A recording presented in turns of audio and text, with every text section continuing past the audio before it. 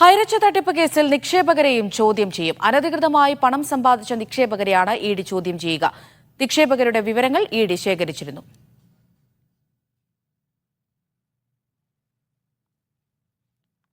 S Sharan വിവരങ്ങൾ നൽകാനായി കൊച്ചിയിൽ നിന്ന് ചേരുന്നുണ്ട്.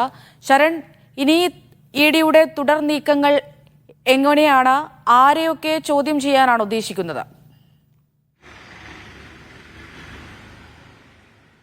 അമൃത, എന്തായാലും ഈ കേസുമായി ബന്ധപ്പെട്ട് കൂടുതൽ ആളുകളുടെ ചോദ്യം ചെയ്യലിലേക്ക് കടക്കുകയാണ് ഇഡി എന്നുള്ളതാണ് ഏറ്റവും പ്രധാനപ്പെട്ട കാര്യം. അതായത് നേരത്തെ ഈ പ്രതികളായ കെ.ഡി. പ്രതാപനും ഭാര്യ ശ്രീനയും ചേർന്ന് 3140 കോടിയാണ് നിക്ഷേപമായി സ്വീകരിച്ചിരുന്നത്. ഇത് സർക്കാർ തന്നെ ഈ കണക്കുകൾ പുറത്തുവിടുകയും ചെയ്തിരുന്നതാണ്. ഇതിന് പിന്നാലെ ഈ നിക്ഷേപകരുടെ വിവരശേഖരണത്തിലേക്കാണ് എൻഫോഴ്സ്മെന്റ് ഡയറക്ടറേറ്റ് കടന്നിരുന്നത്. അങ്ങനെ വിവരം ശേഖരിക്കുന്നതിനിടയിലാണ് ചില നിർണായകമായിട്ടുള്ള വിവരം ഇഡിക്ക് ലഭിക്കുകയും ചെയ്തിരിക്കുന്നത്. അതായത് ചില നിക്ഷേപകർ ഈ 1 കോടി നിക്ഷേപിച്ച ശേഷം 6 കോടി കൈപ്പറ്റിയ സാഹചര്യം ഉണ്ടായിട്ടുണ്ട്. അതെങ്ങനെയാണ് ഇത്തരത്തിൽ സാമ്പത്തിക ഇടപാടുകൾ നടന്നത് എന്നുള്ള കാര്യത്തിൽ വ്യക്തത വരുത്തുന്നതിനാണ് അവരെയും ചോദ്യം ചെയ്യാൻ തീരുമാനിച്ചിരിക്കുന്നത്. നമുക്ക് മനസ്സിലാക്കാൻ കഴിഞ്ഞിട്ടുള്ളത് 5ലധികം നിക്ഷേപകർക്ക് ഇത്തരത്തിൽ 1 കോടി നിക്ഷേപിച്ചപ്പോൾ 6 കോടി തിരികെ ലഭിച്ചു എന്നുള്ളതാണ്. ഈ 5ലധികം ആളുകൾക്ക് നോട്ടീസ് നൽകിയിട്ടുണ്ട്. അടുത്തയാഴ്ച കൊച്ചി ഓഫീസിൽ ഹാജരാകാനാണ് നൽകിയിരിക്കുന്ന നിർദ്ദേശം. എന്തായാലും ഒരു വശത്ത് ഈ കെ.ഡി. പ്രതാപന്റെയും ഭാര്യ ശ്രീനയുടെയും ചോദ്യം ചെയ്യൽ തുടരുകയാണ്.